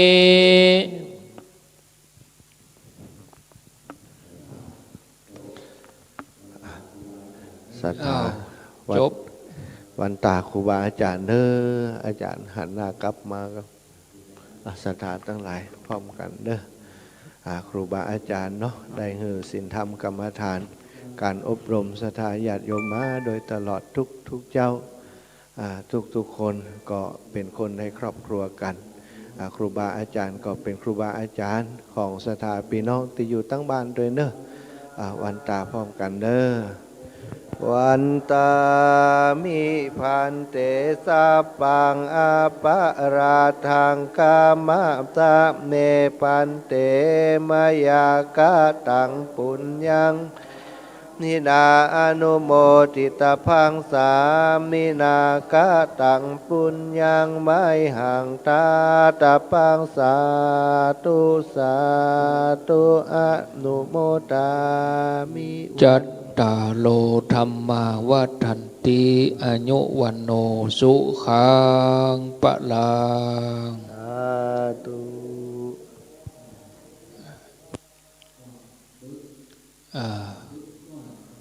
ก็บึดควายบึดหน่อยก็ก้อยเอาครัวไปใส่รถเนอะแม่เจ้านี่ต้องไปใส่เตื้อมันมืดอยู่แล้วก็โชเฟอร์บางกันก็อาจจะรับอยู่เอามาต้องเอาไปใส่เตื้อถ้ามันควายมาสักบึดสักเมื่อ7 โมงปลายแจ้งดีๆก็ก้อยเอาไปใส่แล้วก็กระเดียวถ้าว่าเราเอาครัวไปแล้วก็หมู่คนที่มีแหงกำลังน้อยเขาก็ช่วยกันมาจัดแจงตรงนี้เนาะตรงนี้เหมือนวัดเฮานั่นละท่านสมชาติเป็นที่นี่บ่มีศรัทธาถ้าว่าเป็นวัดที่มีศรัทธาก็ศรัทธา2 บ้าน 3 บ้านก็จะมาอันนี้เป็นของหน้าหมู่แล้วก็เปิ้นลกล้างไปหลายปีท่านสมชาติก็หามาฟื้นฟูนี่ได้ภาษานี่มันได้ภาษาที่แล้วเนี่ยหลวงปู่เพิ่นเพิ่มมาฟื้นฟูนี่ก็นี่เดี๋ยวขอให้หมู่เฮาช่วยกันเนาะนี่ทำความสะอาดตรงนี้จัดแจงอย่างตรงนี้เอาเฉพาะที่โต๊ะหมู่นี่ลงมาก็ได้ทางบนบุ่นมาขึ้นไปละตรงนี้อันใดดีเก็บออกไปข้างบุญก็ออกไปก่อนอันนี้เก็บออกติดบุญก่อนแล้วก็เก็บเพียวเจ็ดเพียวให้มันวันใหม่หรอเนาะปีใหม่วันใหม่อันนี้เราจะได้ทำบุญได้สืบชะตาโดยเนาะได้ช่วยกันเดี๋ยวสักกรรมก็อันนี้ก็พอสมควรแก่เวลาไปทำธุระส่วนตัวไปเข้าห้องน้ำไปยังก็เอาตามสบายตามอัธยาศัยหนังสือนั้นเดี๋ยวเล่มน้อยนั้นเอาไปเลยส่วนเล่มใหญ่ต้องเอามาคืนเล่มใหญ่ต้องเอามาคืนเปิ้นรวบรวมเล่มใหญ่เอามากองไว้เอากองไว้ที่ข้างซุ้มจัตตาเนี่ยเวลามันโวยนะปุ๊บประเด็นนี้พอ6 โมงเกิงไปตื่นกันได้เมื่อ3 โมงแล้วก็นี่บอกว่าตื่นตี 4 ตี 3ก็ดึงให้ลูกมาแล้วคนที่บ้านเพิ่นก็ได้สวดมนต์ด้วยกันได้ปฏิบัติสวดมนต์เป็นสิริมงคลเป็นมังกละเป็นมงคลมีอะไรอย่างทำก็ไปเนาะห้องน้ำห้องยังก็กันนี่เจ้ามานี่ถึงโก้เปื่อนนักเนาะส่งไลน์ส่งอย่างกิ้งกังเจ้าแจ้งกับกิ้งกังเนี่ยเอาลูกเขาถึงปุ๊กเอาลูกก็กิ้งกังเนาะเปื่อนฝูงหลายเปื่อนนักทักทายกันทุกเช้าแต่ละเจ้า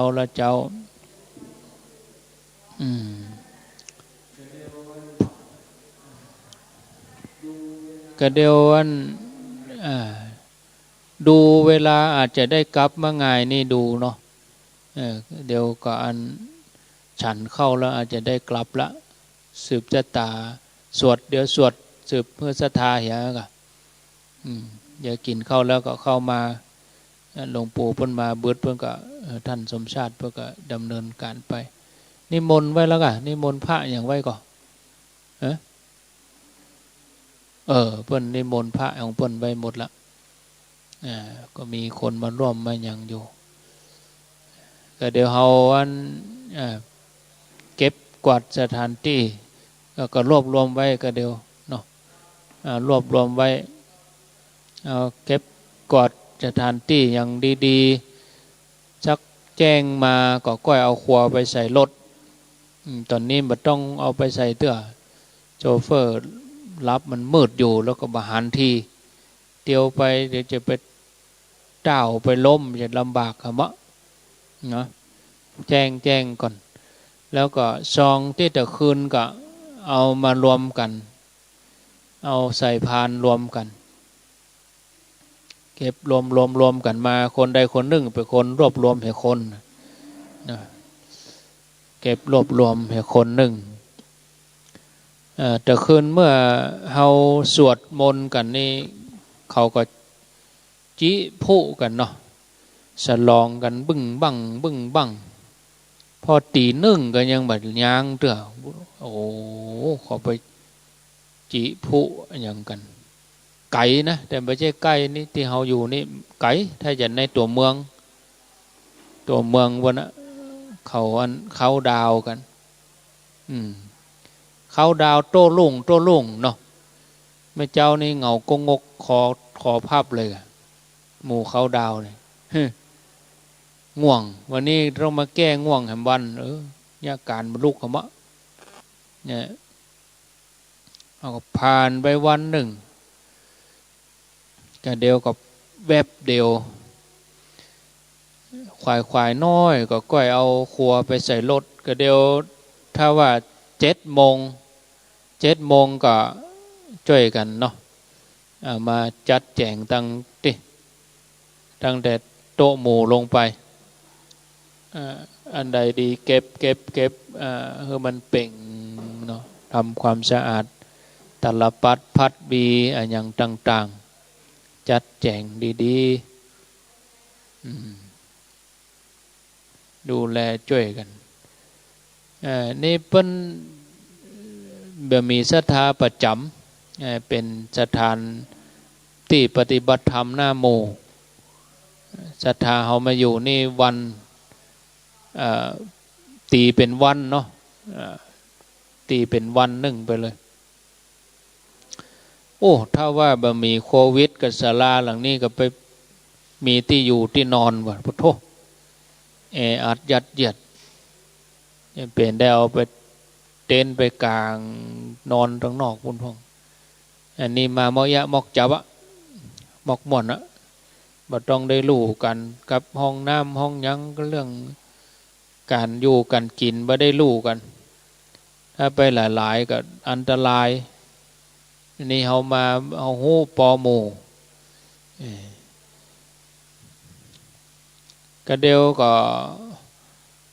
จะได้อู้กับศรัทธาที่เพิ่นอยู่ทางบ้านเพิ่นพอก่อนจะง่อมเนาะนี่ค้างแหมเกิงชั่วโมงประเด็นนี้ก็ได้ทำวัดอย่างแล้วหมดสวดมนต์ปฏิบัติแล้วหมดศรัทธาบางคนเพิ่นก็อยู่ที่บ้านเพิ่นก็ปฏิบัติโดยไผที่ฟังวิทยุอยู่ที่บ้านอยู่ฟังจากคลื่นยังฟังจากที่ไหนตังใดก็แจ้งผลการรับฟังเข้ามาก็ได้นะ0998366322 สัญญาณหายไปก่อดีก่ออีนะตั้งแต่5 โมงแต่เจ้านี่ฟังท่านชัยวัฒน์ก็ดีเหมือนกันเปลี่ยนกันดูแลถ้าเราตั้งแต่ตี 3นี่คงบ่ไหวอันนี้ก็จะรับไปแต่วันพวกนี้ได้จัดนะพวกตี 3นะ09983663แล้วเขาก็ฟังกันอยู่หรอนี่วางสายกับโทรทันทีนะอันนี้อยู่ที่ไหนเจริญปอนอยู่ที่ไหนเจ้าอาจารย์เจ้าอยู่ที่ไหน บ้านปุงหนองเวียงว่าเป้าเจ้ามันนี่เจ้าโป่งหนองเจ้าลูฟักงตะคืนก็ฟังอยู่ถึง4 ทุ่มสถานีเพิ่นปิดแหกกันเลยได้ฟัง4 ทุ่มแล้วก็ตื่นเจ้ามาก็ตี 5ก็มาฟังหำเจ้าได้สวดมนต์ตัวอยู่เนาะเจ้าฮู้จักไผพ้องท่านพระครูอยู่ดีมีสุขนะเจ้าโมที่มาเนี่ยฮู้จักไผพ้องโมเวียงบ่เป้าพ่อบุญธรรมของนั่นกะเจ้าบุญธรรมอยู่บ้านเดียวกันเจ้าพ่อบุญธรรมใจมาเหรอแต่คืนฟังก่อนแต่คืนน่ะ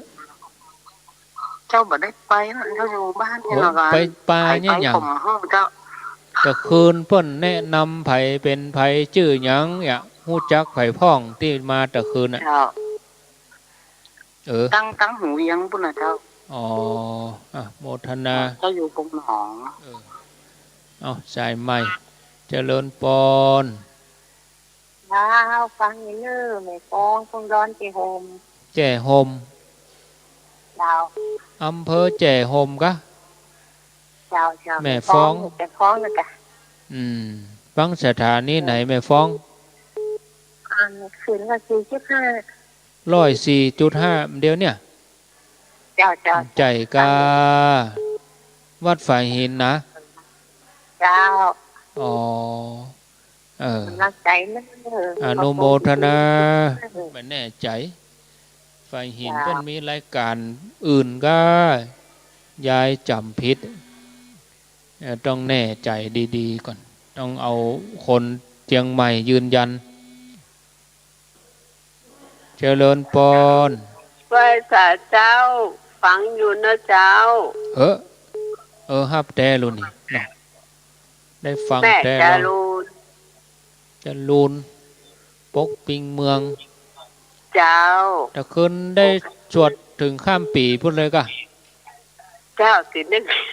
ฟังเปิ้นตลอดนะเจ้าฟังตลอดจนถึงปุ้นเลยบ่บ่รับบ่นอนเจ้ากำลังใจนะเจ้ายินดีเนอะแม่จะลูนเจ้าดูแลสุขภาพตัวขอบคุณแม่จะลูนปกปิงเมืองอันนี้เปิ้นอยู่วันป่า5ก็วันที่9ไปปะกันที่ฝ่ายหินทำกรรมวันที่9เนอะญาติโยมวันที่9ไปปะกันงานทำบุญพระป่าที่วัดฝ่ายหินวันที่9นะเจริญปนพระเจ้าท่านพระครูจากที่ไหนมันต่อลีเจ้าไม่น้อยเจ้าบ้านห้อมต่อเจ้าชัดเจนลีเจ้าห้อมต่อเมืองลีเจ้าปฏิบัติตัวแทนเหมือนกันนะเจ้าดีกะเมืองลีเจ้าว่าป้าโต้ยวันนี้แจกผู้สูงอายุเจ้าเอาไปแจกที่ไหนแจกกับบ้านแน่เจ้าแบ่งของกินแจกคนเท่ากะเจ้ามีข้าวเนี้ยมีแกงยัวมีพัดมีหลายอย่างเจ้าคืนกำไรให้ประชาชนเนาะผู้สูงอายุที่ไปหน่อยก็ได้นะเจ้าดีกะเอาทำบุญกับคนเฒ่านะดีเจ้าการทำบุญกับคนเฒ่าเนาะเจ้าพระเจ้าเป็นกำลังใจโดยเจ้าห้อมต่อเมืองลีสายต่อไปเจริญปนช่วยกันเอาเวลามันจบไป0998366322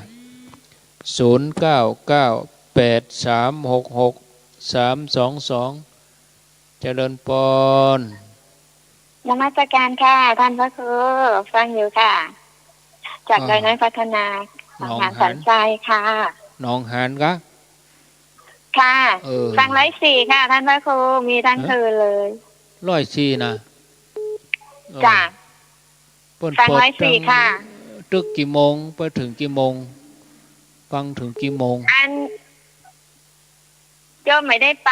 จ้าท่านพระครูฟังอยู่ไปเป็นอย่างก็ว่าฟังแต่คืนน่ะถึงกี่โมงฟังแต่คืนถึง4 ทุ่มจ้ะ4 ทุ่มเนาะ4 ทุ่มแล้วมันจ้ะแล้วก็ได้สวดมนต์ก่อนสวดข้ามปีก่อนได้สวดจ้ะสวดมนต์ข้ามปีโต้ยเนาะโชคดีปีใหม่เนอะตลอดเลยจ้ะท่านพระครูโช จกดีปีใหม่โจกดีปีใหม่จ้าโมทนาบุญด้วยนะคะนมัสการค่ะสวัสดี0998366322อ๋ออันนี้ท่านพระครูวัดวังสิงห์คำเพิ่นให้จะเหนื่อยเนาะเพิ่นก็สวดที่วัดเพิ่นเหมือนกันนะเพิ่นได้จะหิวงานเจริญปอนเจ้ากับรักษาเจ้าท่านพระครูเจ้าแม่คำนวณเจซ่อนเจ้าแก่ซ่อนแม่คำนวณฟังสถานีคือมันฝนได้หว่อนฟังสถานีไหนเจ้าจะได้มาได้ไปห่วงก็เกินเจ้าวันนี้สายไปทั้งเทเจ้าที่บ้านพวกก็เนี่ยทำอยู่ก้าก็สวดกันอยู่ก้าเจ้าไม่ก็สวดคนเดียวเนี่ยกับบ้านเนี่ยค่ะแล้วแม่เจ้านี่เปิ้นมีใส่บาตรทำบุญหยังก่อใส่บาตรตะว้าละเจ้าวันนี้ก็ขึ้นต้นปีใหม่ทำก่อวันนี้นะเนี่ยทุกเจ้าหวังทุกเจ้ากับไปทำบุญบ้านท่านบ้านที่จะตาหนาเจ้าอันนั้นเปิ้นไปตามบ้านโมทนาเจริญปอนติดแล้วเนอะติดแล้วเหลือแหม15 นาทีเดี๋ยว7 โมงก็จะได้เคลียร์สถานที่คนเฒ่าจะได้เอาครัวขึ้นรถเจริญปอนติดแล้วจ้าไปจ้าเจ้าอยู่ที่ไหนบางกำแพงหินเทพเสด็จเจ้ากำแพงหินเทพเสด็จเทพเสด็จดอยสะเก็ดเนาะจ้าชัดเจนจ้าโอ้วันนั้นก็ไปแล้ววันนั้นไปอันแม่ตอนหลวงวันนั้นนะไปที่เปิ้นนั้นเปิ้นตาลที่เปิ้นเทอันซีเมนต์เปิ้นนี่แม่ตอนนี่แต่ว่ามันซืนเนี่ยกะจะไปไม่คืนจ้าไปศพที่อยู่ในวัดท่านนะจ้าศพในทนคนหนองแสะเจ้าคนหนองแสะพุ่นกะจ้าคนบ้านคนแท้ก็อยู่หนองแสะเจ้าได้ยินทีก็ฮะได้ยินเห็นในวันได้ไปก็เก็บกาแฟเจ้าก้อยป้ากันเนอะวันที่11 มกรา14 กุมภาเนอะโมทนาไปจ้ะวันนั้นก็ไปรอที่ดอยน้ำเที่ยวดีกะหาโอกาสไปแถมถ้าเปิ้นแล้วเราจะง่อมนะมันได้ไปกันนะดักปิ้งวันที่11นี่หันเจ้าแม่นกะ11เปิ้นจะตานจ่อฟ้าตานจ่อฟ้าปันลมตานหลักกังตานเด้งจะจวนเจ้างูอยู่นะยังจะจวนเข้าไปโมทนาเด้อจ้าเจริญปอนจิตแล้วนอสวัสดีท่านพระครูอยู่ที่ไหนบ่อสร้างเจ้าแม่ไข่แก้วบ่อสร้างเจ้าแม่ไข่แก้วบ่อสร้างฟังชัดดีก่อฟังตลอดเจ้าฟังตลอดไหว้พระสวดมนต์โดยท่านทุกองค์เจ้าดีกว่าฟังตลอดคืนเต้าแจ้งวันเนี้ยม่วนเนาะอยู่บ้านก็ได้ฟังท่านว่าครูสัมผัสหมู่ลำปางหมู่อย่างเนี้ยม่วนจ้ะตัวแทนอย่าสัมภาษณ์แล้วจนที่เปิ้นว่าอย่างก็ชอบจะว่าเนี่ยก้องน้ำเปิ้นไปเดียวนี่เนี่ยเนาะตำนานมีตำนานเนี่ยมันมีตำนานสัมภาษณ์ม่วนจ้ะฟังตลอดเลยนะเจ้าฟัง104ชัดเจนดีเจ้ายินดีเนเนาะโอ้ยพรคือท่านพระครูมีความสุขความเจริญแล้วก็อายุวันหน้าสุขาภละ100 สาวนะเจ้าแล้วก็เป็นกำลังใจฮือเป็นธรรมะธรรมโมฮือสมาสากนิกทุกท่านทุกคนนะเจ้าตลอดไปเหมือนนะเจ้าสาธุกดเตือนี่เฮาปั่นปอนเฮอ ศรัทธาวันนี้เปลี่ยนกันเนาะเปลี่ยนเธอญาติโยมปั่นปอนเขาตัวเจ้าเปลี่ยนกันเอาอวยพรเธอกันส่งความปรารถนาดี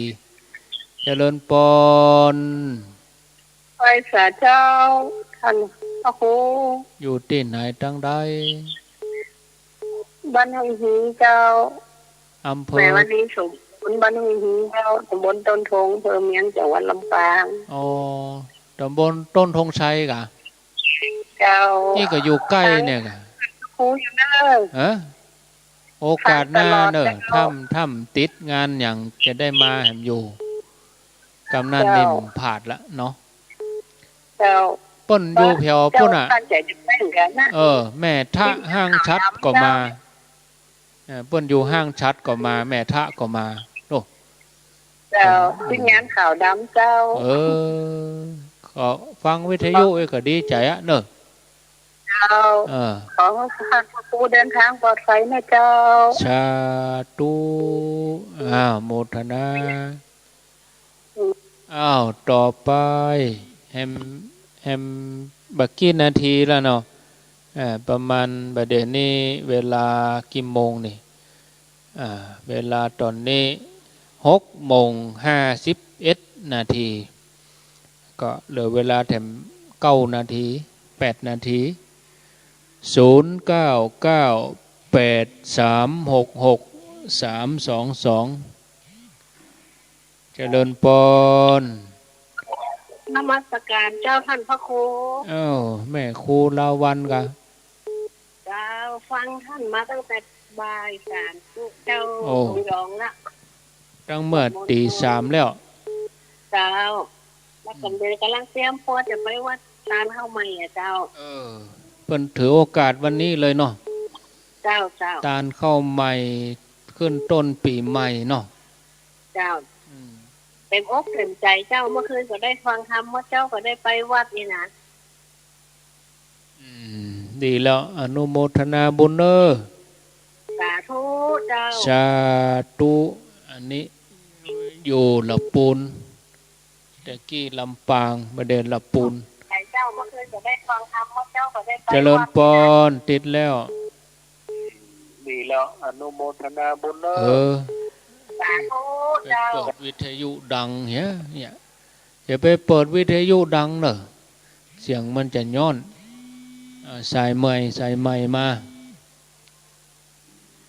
เจริญปอนติดแล้วเนอะติดแล้วนะโหลเจริญปอนรู้ใส่ใหม่มาเจริญปอนไว้จ่าเจ้าต้องหัวจางที่เนออีกะที่ไหนก็ละปูนที่ต้องหัวจางละปูนเจ้าต้องหัวจ้างเจ้าต้องหัวจ้างงั้นลำปางนี่ก็มีวะ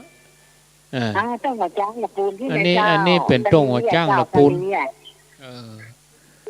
ติดลำปางไปเหมือนกันก็ฟังเมื่อคืนฟังที่ไหนสถานีไหนเมื่อคืนที่ไหนฟังที่ไหนเมื่อคืนสถานียังนานดักเซฟใช้ไม้มาเจริญปอนดักปิง0998366322ดักเซฟเจริญปอนแหม5 นาทีวันนี้เจ้า